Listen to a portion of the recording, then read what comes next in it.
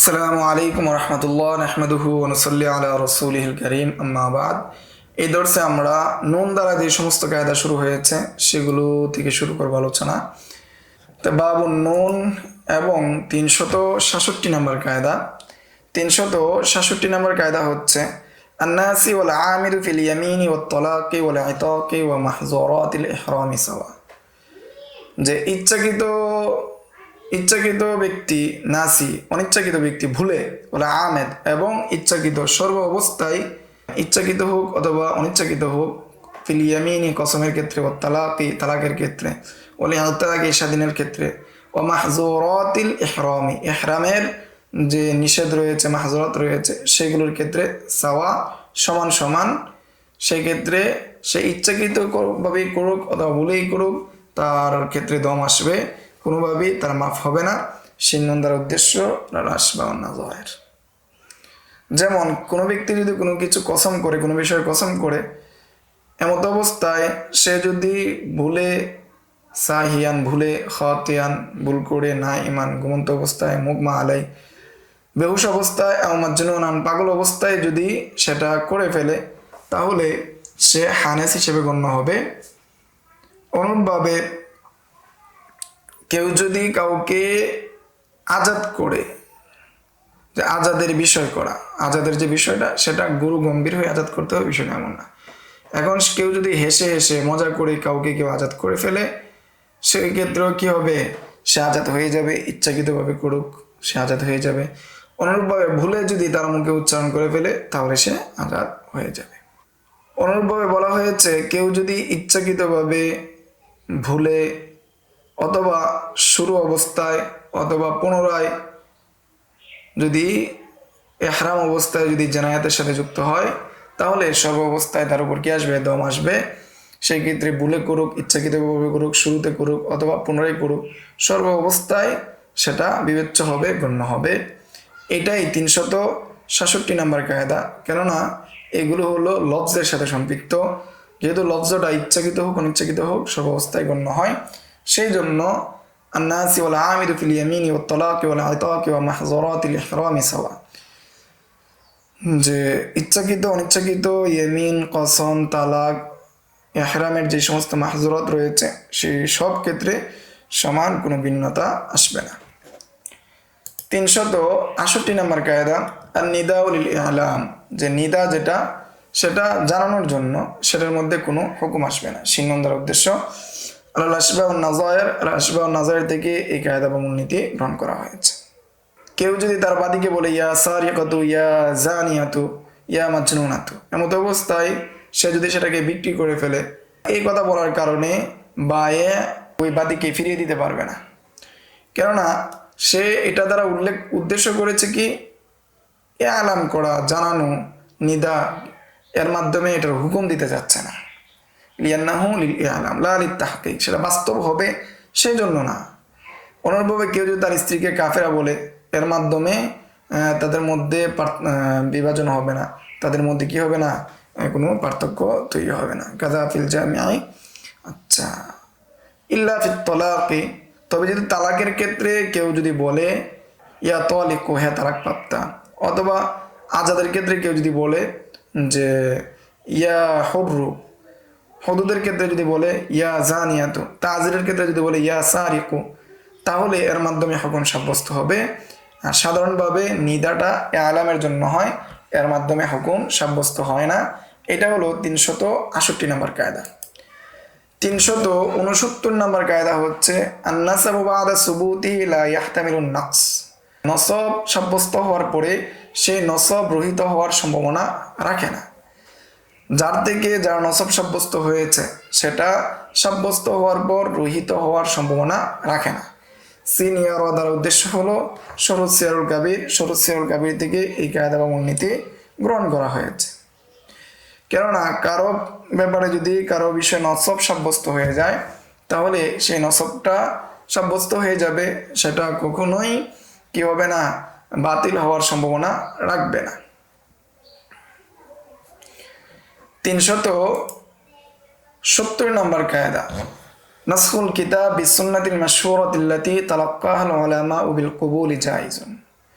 কিতাবুল্লাহকে নস্ক করা, কোরআনের কোনো বিধানের সাথে কোনো কিছু যুক্ত করা বা নস্ক করা বা রহিত করা, সুন্নতে মাশহুরা প্রসিদ্ধ সুন্নাহ প্রসিদ্ধ হাদিসুল মাশহুরা দ্বারা বৈধ, যে হাদিসে মাশহুরাকে উলামায়ে কেরামগণ গ্রহণ করেছেন, সেটাকে তালাক্কি বিল কবুল করেছেন, গ্রহণ করেছেন, সেটার মাধ্যমে কিতাবুল্লাহকে নস্ক করা জায়েজুন বৈধ।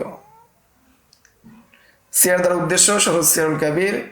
ফলে মাসআলুল খুফাইন অর্থাৎ কি করা, মোজার উপর মাসহ করা। তো মোজার উপর মাসহ করা রাসূলের হাদিস, এই হাদিসটা কি মশহুর, ইয়ামসাহুল মুকিমু আলা খুফাইনি ইয়াওমান ওয়া লাইলাতান ওয়াল মুসাফিরু সালাসাতা আইয়ামিন ওয়া লায়ালিহা, যে মুকিম একদিন এক রাত, মুসাফির 3 দিন 3 রাত কি করবে, মোজার উপর মাসহ করবে। এটা প্রসিদ্ধ হাদিস। এই হাদিস বর্ণনা করেছেন ওমর, আলী, খুজাইমা ইবনে সাবিত, আবু সাঈদ আল খুদরি, সাফওয়ান ইবনে আসাল, আবু ইবনে মালিক, আবি উবাই ইবনে আম্মার, ইবনে আব্বাস, আয়েশা রিদওয়ানুল্লাহি আলাইহিম আজমাইন। এই সমস্ত সাহাবায়ে কেরামগণ কি বর্ণনা করেছেন এবং সেটা খবরে মশহুর হিসেবে প্রসিদ্ধ, উলামায়ে কেরামগণ গ্রহণ করেছেন। এই জন্য যে উজুর আয়াতের মধ্যে ফাগসিলু উজুহাকুম ওয়া আইদিয়াকুম ইলাল মারাফিক আয়াত রয়েছে, সেই আয়াতের মধ্যে সেটাকে কি করা, যুক্ত করা এবং এই আয়াতের মাধ্যমে মোজার উপর মাসহ করা বিধানকে যুক্ত করা মানে কি কিতাবুল্লাহর মধ্যে জিয়াদত করা, নস্খ করা। সেই জিয়াদতটা বৈধ হয়েছে যেহেতু এই খবরে মশহুরকে উলামায়ে কেরামগণ গ্রহণ করেছেন। ইমাম আবু ইউসুফ রাহমাতুল্লাহি আলাইহি বলেন যে মোজা মাসহ করার মতো যদি কোনো ধরনের কি পাওয়া যায়, খবর পাওয়া যায়, তাহলে এই খবরের মাধ্যমে কিতাবুল্লাহকে, কোরআনকে নস্খ করা বৈধ। তাহলে আমরা 370 নম্বর কায়দার মধ্যে আমরা পেয়েছি নাসখুল কিতাব বিসুন্নাতিল মাশহুরাতিল্লাতী তালাক্কাহাল উলামা বিল কবুল জায়েজুন, যে যেই সমস্ত সুন্নতে মাশহুরা রয়েছে, যে সমস্ত সুন্নতে মাশহুরাকে উলামায়ে কেরামগণ কবুল করেছেন, সেটা দ্বারা কিতাবুল্লাহকে নস্খ করা বৈধ এবং জায়েজ। 371 নম্বর কায়দা আন-নাসসু আকওয়া মিনাল উরফি, নস সেটা উরফের থেকে শক্তিশালী, উরফ থেকে সেটা শক্তিশালী। দাল রাদার উদ্দেশ্য আব্দুল মুখতার থেকে সেই কায়দা বা মূলনীতি গ্রহণ করা হয়েছে। এই জন্য বলা হয়েছে যেটা নসের মধ্যে এসেছে যে নাসসা শারিউ আলা কাউনিহি, শরীরে শারে নস রয়েছে যে কাইলি হবে বুট, শাইর, থামার, মিল এবং ওজনি হবে জাহাব, ফিদ্দা, এগুলো কি হবে, ওজনি হবে। এখন যদি অরূপ পরিবর্তন হয়ে যায়, অরূপ পরিবর্তন হওয়ার পরে যদি এখন যদি কেউ স্বর্ণকে কাইলি হিসেবে পরিমাপ করে আর গম, তামার, মিল এগুলোকে যদি কেউ ওজনি হিসাবে কি করে পরিমাপ করে, সেই পরিমাপকে বিবেচনা করা হবে না, গণ্য করা হবে না। কেননা আন-নাসসু আকওয়া মিনাল উরফ, কেননা হাদিসের মধ্যে নস চলে আসছে যে কি বুট, শাইর, তামার, মিল এগুলো কি হবে, এগুলো কাইলি হবে। সেই জন্য অরূপ পরিবর্তন হওয়ার মাধ্যমে কি হবে না, পরিবর্তন হিসেবে বিবেচ্য হবে না। এটাই 371 নম্বর কায়দায় বলা হয়েছে আন-নাসসু আকওয়া মিনাল উরফ, নসটা কি উরফের চেয়ে শক্তিশালী। 372 নম্বর কায়দা হচ্ছে আন-নাসসু ইয়াহতাজু ইলা তা'লিল বিহুকমি গায়রিহি লা বিহুকমি নাফসিহি। কাফরা দ্বারা উদ্দেশ্য উসুল কারখি, কোনো বিষয়ে যদি কোরআন বা হাদিসের নস চলে আসে, তাহলে ওই জিনিসের হুকুমের বিষয়ে ওই যে নস আসছে ওই নসটাই কি যথেষ্ট।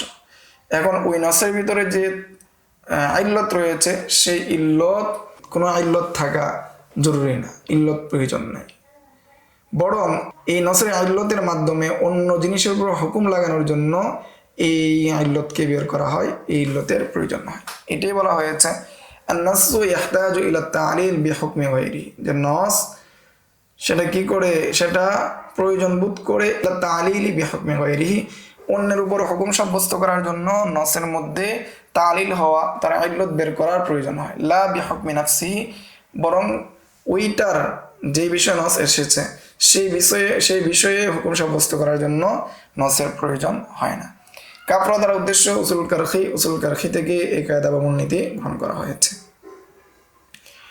ফলে যে 6 জিনিসের বিষয়ে রাসূল সাল্লাল্লাহু আলাইহি ওয়াসাল্লাম বলেছেন আল হিনতাতু বিল হিনতাতি, যে এটা যে বলেছেন যে হিনতা দ্বারা হিনতাকে কি করা, বিক্রয় করা, এটা নসের মাধ্যমেই কি সমান সমান করে কি বিক্রি করতে হবে, কম বেশি করে বিক্রি করা যাবে না, সেটা নসের মাধ্যমেই সাব্যস্ত হয়েছে। সেটা এখান থেকে যে কি করা হয়েছে, ইল্লত বের করা হয়েছে কদর মাল জিন্স। এই কদর মাল জিন্সের ইল্লত পাওয়া যাওয়ার কারণে এটা হারাম হয়েছে বা নিষেধ এসেছে, বিষয়টা এমন না, বরং নসের মাধ্যমে এটা সাব্যস্ত হয়েছে। এছাড়া অন্যান্য যে মাকিলাত এবং মাউজুনাত যে বিষয়গুলো রয়েছে, যেগুলোকে পাত্র দ্বারা পরিমাপ করা হয় অথবা বাটকা দ্বারা পরিমাপ করা হয়, এমন জিনিসের ক্ষেত্রে সেটা ইল্লত সাব্যস্ত করা হয় কদর মাল জিন্স। এই কদর মাল জিন্স ওইটার মধ্যে পাওয়া গেলেই সেটা কি হবে, সুদ বলে গণ্য হবে, অন্যথায় সুদ বলে গণ্য হবে না। এটাই 372 নম্বর কায়দায় বলা হয়েছে নাসসু ইয়াহতাজু ইলা তা'লিল বিহুকমি গায়রিহি লা বিহুকমি নাফসি। নস সেটা মোকাবিক কি হয়, অন্যকে হুকুম দেওয়ার জন্য তালিলের, তার কারণ বের করা, ইল্লত বের করা। নিজের উপর হুকুম আসার জন্য তার তালিলের প্রয়োজন নাই, ব্যাখ্যার প্রয়োজন নাই। 373 নম্বর কায়দা আন-নি'মাতু বিকদরি নিকমাতি ওয়া নিকমাতু বিকদরি নি'মাতি। নিয়ামত ভোগ করবে ততটুকুই যতটুকু ক্ষতি সে বহন করবে, অনুরূপভাবে ততটুকুই তার উপর ক্ষতি আসবে যতটুকুর নিয়ামত সে ভোগ করবে। জিম দ্বারা উদ্দেশ্য মাজাল্লাতুল আহকামিল আদলিয়া, মাজাল্লাতুল আহকামিল আদলিয়া থেকে এই কায়দা বা মূলনীতি গ্রহণ করা হয়েছে। যৌথ মালিকানাধীন বিল্ডিংয়ের মেরামত করার যদি প্রয়োজন হয়, তাহলে যখন এই বিল্ডিং মেরামত করা হবে, তাহলে প্রত্যেক শরিক তার অংশ অনুযায়ী তাকে সে মাল দিতে হবে। অনুরূপভাবে পথশিশু বলতে লাকিত, কুড়িয়ে পাওয়া ছেলে যার মা বাবার পরিচয় জানা যায় না, যে শিশুকে তার পরিবার তার দায়ভার গ্রহণ করার জন্য অথবা দায়ভার গ্রহণ করতে পারবে না, তাকে ভরণ পোষণ করতে পারবে না, এই জন্য তাকে রাস্তায় ছেড়ে দিয়েছে, অথবা জেনার কারণে জেনার তহমত আসবে সেই ভিত্তিতে রাস্তায় ছেড়ে দিয়েছে, তাকে বলা হয় লাকিত বা কুড়িয়ে পাওয়া শিশু। এখন কুড়িয়ে পাওয়া শিশু যদি কাউকে হত্যা করে বা কোনো কিছু কাউকে হত্যা করে, তাহলে এই কুড়িয়ে পাওয়ার শিশুর দিয়ত দিবে বাইতুল মাল। অনুরূপভাবে কুড়িয়ে পাওয়ার শিশুর নফকা সেটাও বহন করবে বাইতুল মাল। কেননা কুড়িয়ে পাওয়ার শিশু যার কি নাই, উত্তরাধিকারী নাই, সে যদি মারা যায় তার যে সম্পদ আছে সেটা কোথায় যাবে, বাইতুল মালে যাবে। যেহেতু বাইতুল মালে যাবে, সেজন্য তার দায়ভারও গ্রহণ করবে কে, বাইতুল মাল। এটাই 373 নম্বর কায়দা। 374 নম্বর কায়দা হচ্ছে যে আন-নাফকাতু সিলাতুন লা ইউস্তাহকামুল উজুব ফিহা ইল্লা বিল কাযা। যে নফকা দেওয়া, খরচ করা, স্ত্রীর ভরণ পোষণ দেওয়া, সেটা সম্পর্কের সাথে থাকার কারণে সেটা হয়, সম্পর্ক রক্ষার জন্য। ফলে সেটাকে ওয়াজিব হওয়ার হুকুম দেওয়া হবে না, তবে যদি সেটা কি হয়, কাজা হয়, তবে যদি সেটা কি হয়, বিচারের মাধ্যমে হয়, তখন দিতে হবে, আবশ্যক হবে। যদি কোনো স্বামী তার স্ত্রীকে দীর্ঘদিন কিনা দেয়, খরচ না দেয়, তাহলে স্ত্রীর জন্য বিগত বছরের খরচ আদায় করা বা বিগত সময়ের খরচ আদায় করতে পারবে না এবং স্বামীর জন্য দেওয়া আবশ্যক হবে না। তবে যদি কাজী ফয়সালা করে দেয় যে তোমাকে প্রতি মাসে তোমার স্ত্রীকে এত টাকা দিতে হবে, তাহলে স্বামীর জন্য আবশ্যক হবে। যখন থেকে ফয়সালা করবে তখন থেকে আবশ্যক হবে। অথবা স্বামী যদি স্ত্রীর সাথে বা স্ত্রী যদি স্বামীর সাথে সুলহ করে নেয়, তখন সেটা ভিন্ন কথা। এটাই 374 নম্বর কায়দা, যার নফকাতু সিলাতুন লা ইউস্তাহকামুল উজুব ফিহা ইল্লা বিল কাযা। যে নফকা দেওয়া সেটা হলো সম্পর্ক রক্ষা করা, ফলে সেটা আবশ্যক হবে না, আবশ্যকের হুকুম দেওয়া হবে না, কাযা ব্যতীত, ফয়সালা ব্যতীত, কাজীর হুকুম ব্যতীত। 375 নম্বর কায়দা। 375 নম্বর কায়দা হলো আন-নাকদু লা ইয়াতাআয়্যানু ফিল মুআওয়াযাতি। যে নকদ অর্থাৎ টাকা, যেটা সমান হওয়ার যোগ্য সামান, সেটা কখনোই পণ্য বা প্রোডাক্টের মতো কি হতে পারে, নির্দিষ্ট হয় না। সিন্নন্দার উদ্দেশ্য আসবাউন নাযায়ের। দিরহাম এবং দিনানির যেগুলো রয়েছে সেগুলো কখনো কি হতে পারে না, নির্দিষ্ট হতে পারে না। আপনি আমাকে 10 টাকা দিয়েছেন, আমি যদি এই 10 টাকার পরিবর্তে আপনাকে অন্য আরো 10 টাকা দিই, এতে কিনা সমস্যা নাই, কারণ এগুলো টাকাটা কি হয় না, নির্দিষ্ট হয় না। কেননা এই টাকা যেটা আছে, নগদ যেটা রয়েছে, সেটাকে সৃষ্টি করা হয়েছে সময় হিসাবে, বিনিময় হিসাবে, জিম্মাকে পৌঁছানোর জন্য, জিম্মা থেকে বাঁচার জন্য।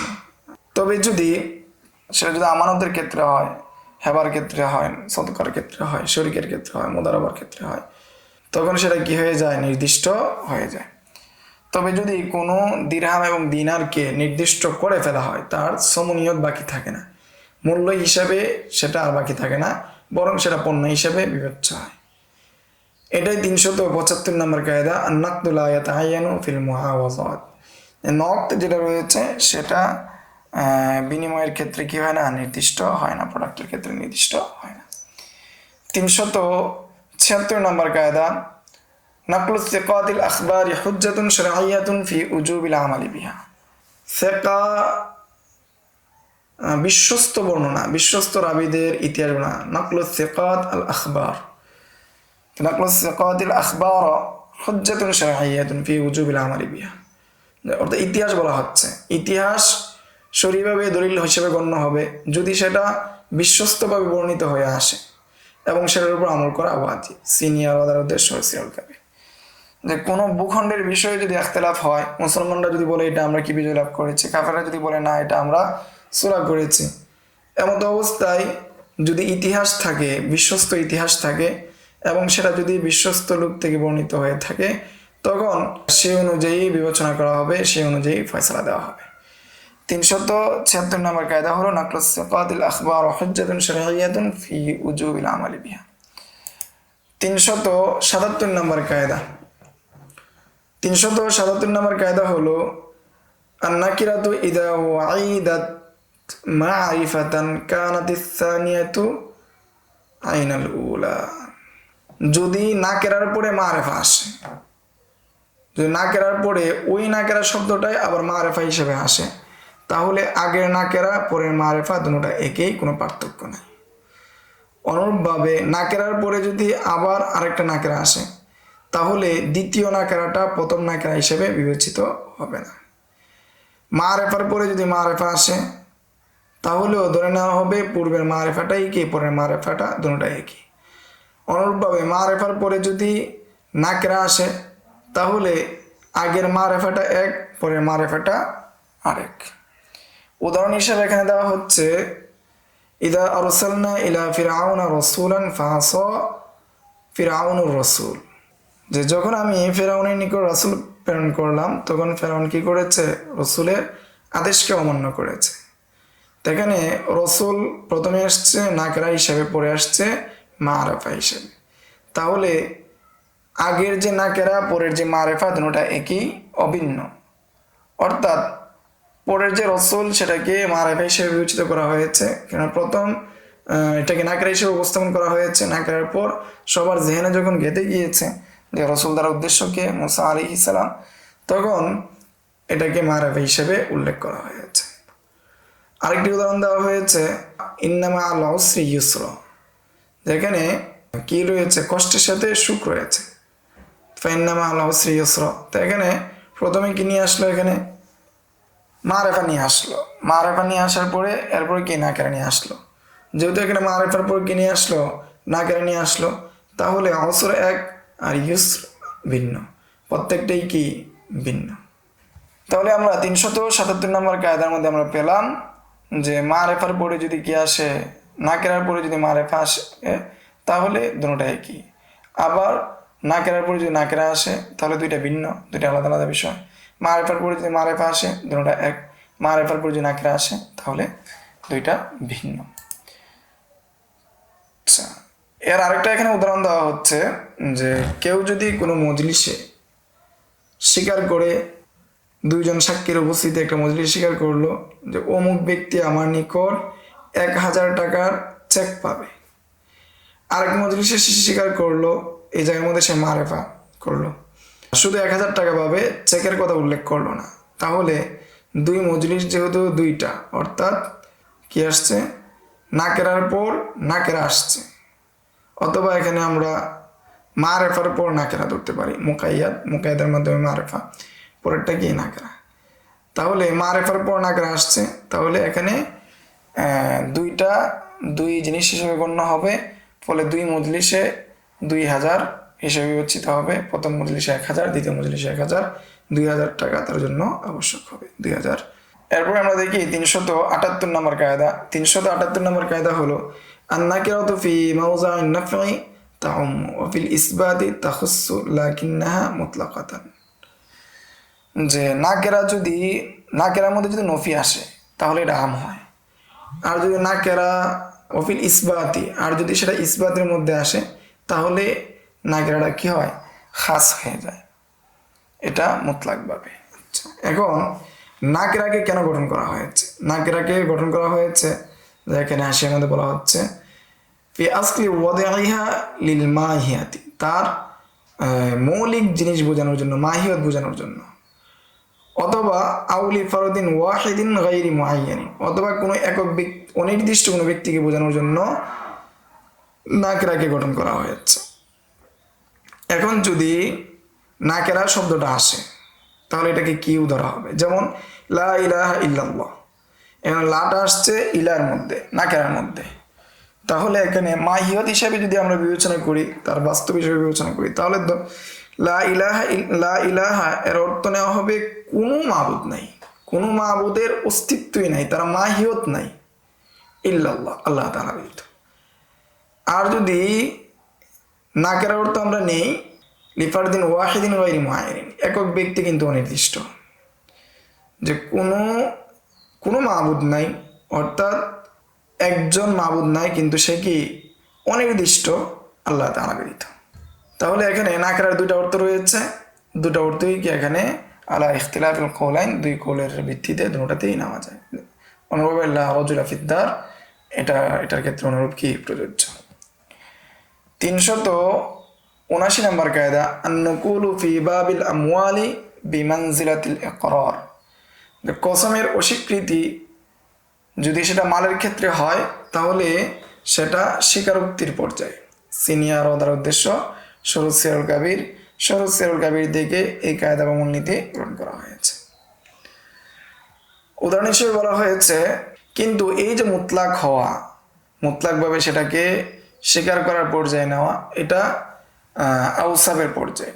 ফলে যদি আমি বলি যে আতিক রকাবাতান, যে তুমি কি করে একটি গোলাম আজাদ করো, বা ইদা কুলতু আতিকু রকাবাতান, আমি কি করবো, একটি গোলাম আজাদ করবো, তাহলে এই মুতলাকভাবে বলার কারণে এটা কি করবে, মুহতামাল থাকবে, এর মাধ্যমে কালো, সাদা, অন্যান্য যে সমস্ত আউসাফ রয়েছে সেই সমস্ত আউসাফ গুলোও কি অন্তর্ভুক্ত হবে, সেগুলোর উপর কি মুহতামাল থাকবে। অর্থাৎ কেউ যদি কোনো মালের বিষয়ে কসম করতে অস্বীকার করে, যে একজন দাবি করছে সেটা তার মাল, যার দখলে আছে, তার বিপরীতে আরেকজন দাবি করছে সেটা তার মাল, এমত অবস্থায় যে বাদী সে কি করতে পারছে না, কোনো বাইয়িনা পেশ করতে পারছে না, সাক্ষী পেশ করতে পারছে না, তখন যার দখলে আছে তাকে বলা হবে কসম করতে। সে যদি কসম করতে অস্বীকৃতি করে বা চুপ থাকে, এটাকে বলা হয় নকুল। এই চুপ থাকাটা ইহতেমাল থাকবে, স্বীকার করে নেওয়া হবে কেমন যেন যে সম্পদের দাবি করছে বাদী, সেই সম্পদটা বাদীর, বিবাদীর না, মুদ্দাহালাই এর না। তবে এই স্বীকারটা মুহতামাল, অর্থাৎ কতটুকু তার, কালাটা তার না সাদাটা তার, কোন গোলাম তার, যদি গোলাম হয়, দাসী হলে কোন দাসী তার, এই ক্ষেত্রে কি থাকবে, ইহতেমাল বাকি থাকবে। এটাই হলো 379 নম্বর কায়দা। 380 নম্বর কায়দা হচ্ছে আন-নিয়াতু ইন্নামা তু'মালু ফিল মালফুজি, নিয়তটা লফজের ক্ষেত্রে কি করা হবে, আমল করা হবে। যদি লফজের বিষয় না আসে তাহলে সেটার উপর আমল করা হবে না। এই জন্য যদি সারেক কি করে, কসম করে, তাহলে সারেককে কসম দেওয়া হবে। এখন যদি সারেক কসম দিয়ে কি তাকে অস্বীকৃতি করে, তাহলে তার মালের উপর কি হবে, মালের যেমন আসবে, কিন্তু তার হাত কাটা হবে না। কেননা নকুল যেটা, সে যে কসম করতে অস্বীকৃতি করলো, এটা স্বীকার কিন্তু সন্দেহের সাথে, অর্থাৎ সে চুরি করেছে, এটার স্বীকারোক্তি কিন্তু সন্দেহের সাথে। ফলে তার উপর যেমন আসবে, সন্দেহের কারণে হুদুদ সাব্যস্ত হবে না, তার হাত কাটা হবে না। এমনিভাবে স্ত্রী যদি, বিবাহিত স্ত্রী যার সাথে সহবাস করা হয় নাই, সে যদি দাবি করে তার স্বামী তাকে তালাক দিয়েছে, এমন অবস্থায় সে যদি কোনো সাক্ষী না দেখাতে পারে, স্বামীকে যদি কসম দেওয়া হয় স্বামী যদি কসম না দেয় তাহলে সেটাকে কি ধরে নেওয়া হবে, নকুল ধরে নেওয়া হবে এবং স্বামী কিভাবে মাল পেয়ে যাবে, না স্ত্রী তার মোহর যেটা আছে সেই মোহর পেয়ে যাবে। তাহলে আমরা 380 নম্বর কায়দা আমরা পেয়েছি আন-নিয়াতু ইন্নামা তু'মালু ফিল মালফুজি। নিয়তকে বিবেচনা করা হবে যেটা লফজের ক্ষেত্রে, লফজ যেখানে আছে সেখানেই কি করা হবে, নিয়তকে বিবেচনা করা হবে। 381 নম্বর কায়দা নিয়াতুল ইকামাতি ফি গায়রি মাওজি'িল ইকামাতি হাদারুন। যে একামতের নিয়ত করা, সফর থেকে একামতের নিয়ত করা, সেটা যদি একামতের জায়গা না হয় তাহলে সেটা অবিবেচ্য হবে, সেটা প্রয়োগ হবে না, সেটা গণ্য হবে না। একামত কোনো জায়গায় যদি কেউ একামত করতে চায় তাহলে 4টা শর্ত। 1 নাম্বার, সুস্পষ্টভাবে নিয়ত করতে হবে সে 15 দিনের বেশি সেখানে অবস্থান করবে, এবং আরেকটা শর্ত হলো সেটা সেই জায়গাটা একামতের জন্য উপযোগী হতে হবে। এখন যদি কেউ এমন জায়গায় কি করে নিয়ত করে যেই জায়গায় একামত করা যায় না, সাগরে নিয়ত করছে একামতের অথবা বন জঙ্গলে নিয়ত করছে একামতের, তাহলে সেই একামতের নিয়ত বাতিল বলে গণ্য হবে। অনুরূপভাবে মুদ্দত লাগবে, যে 15 দিনে 14 দিনের বেশি 15 দিন বা তার চেয়ে বেশি কি নিয়ত লাগবে। আরেকটি হলো স্থান নির্দিষ্ট লাগবে, স্থান নির্দিষ্ট হওয়া, যে একই জায়গায় সে কি 15 দিন বা তার চেয়ে বেশি দিন থাকবে। যদি একাধিক জায়গায় থাকে তাহলে একাধিক জায়গায় থাকার নিয়তে সে যদি কি করে একামতের নিয়ত করে একামত বিশুদ্ধ হবে না। এটাই বলা হয়েছে 381 নম্বর কায়দায়, যে এমন জায়গায় নিয়ত করা যেটা একামতের যোগ্য না, সেখানে একামতের নিয়ত গ্রহণ হবে না, বিবেচ্য হবে না। 382 নম্বর কায়দা নিয়াতু তাখসিসিল আম্মি ইয়াসিহু দিয়ানাতান লা কাযাআন। নিয়ত যেটা রয়েছে, যেটা দ্বারা কি করা হয়, নিয়তের মাধ্যমে আমকে খাস করা হয়, সেটা বিশুদ্ধ হবে, দিয়ানাতান বিশুদ্ধ হবে, কিন্তু বিচারিক ফয়সালাগতভাবে সেটা গ্রহণ করা হবে না, ধর্তব্য হবে না। কেন? নিয়ত দ্বারা কি করে মানুষ পার্থক্য করে, ফলে যেটা লফজি বিষয় যেটা, সেটা কি এটা আম হওয়ার কি রাখে, সম্ভাবনা রাখে। আর যদি যেটা আম হওয়ার সম্ভাবনা রাখে, খাস হওয়ার কি সম্ভাবনা রাখে, তখন সেটা নিয়তের মধ্যে আম খাস করা যাবে। আর যেটা যে লফজটা শুধু নিয়তের উপর কি রাখে, সম্ভাবনা রাখে, সেক্ষেত্রে দুনিয়াবি হুকুমের ক্ষেত্রে সেটা তাসির হবে না, কিন্তু সেটা উখরাবি হুকুমের ক্ষেত্রে সেটা তাসির হবে। যেমন তালাক দেওয়া এবং স্বাধীন করা, এগুলো লফজের সাথে সম্পৃক্ত। এখন কেউ যদি তালাক দেয়, তালাক শব্দ বলে মুখে, এমত অবস্থায় সে যদি মনে মনে নিয়ত করে যে আমি তালাক দেওয়ার জন্য বলতেছি না, এমনি শব্দটা বলতেছি, এমত অবস্থায় স্ত্রী যদি সামনে থাকে তালাক হয়ে যাবে, এটা কজান হয়ে যাবে, কিন্তু দিয়ানাতান হওয়া না হওয়া এটা তার অন্তরের সাথে সম্পৃক্ত, এই দিয়ানাতান এটা বিবেচনা করা হবে না। অনুরূপভাবে কেউ যদি কসম করে খাবার খাবে না, এ দ্বারা যদি সে নির্দিষ্ট শহর মনে মনে নিয়ত করে, তাহলে সেটা দিয়ানাতান এবং কজান কোনোভাবেই তাকে কি বিবেচনা করা হবে না, কারণ এটা লফজের সাথে সম্পৃক্ত। এই হলো 382 নম্বর কায়দা নিয়াতু তাখসিসিল আম ইয়াসিহু দিয়ানাতান লা কজান। আম যেটা রয়েছে, আমকে তাখসিস করার যে নিয়ত, সেটা কি হবে, বিশুদ্ধ হবে, দিয়ানাতান হবে, কজান হবে। আজকের দর্শে আমরা 382 নম্বর কায়দা পর্যন্ত আলোচনা করলাম। সামনের দর্শে আমরা 383 থেকে বাকি কায়দাগুলো শেষ করে ফেলবো ইনশাআল্লাহ। আসসালামু আলাইকুম ওয়া রাহমাতুল্লাহ। يؤتي الحكمة من يشاء ومن يؤت الحكمة